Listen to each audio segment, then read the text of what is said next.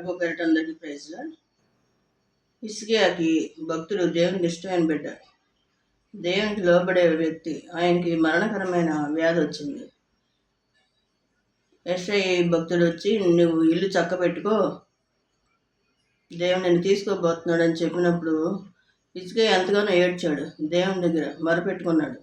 దేవా, నీ దగ్గర యథార్థ హృదయంతో జీవించాను, నమ్మకంగా జీవించాను అని ఏడ్చినప్పుడు, కన్నీరు పెట్టుకున్నప్పుడు దేవుడు ఆ ప్రార్థన విన్నాడు. విని 15 సంవత్సరాలు ఆయుష్ పొడిగించాడు.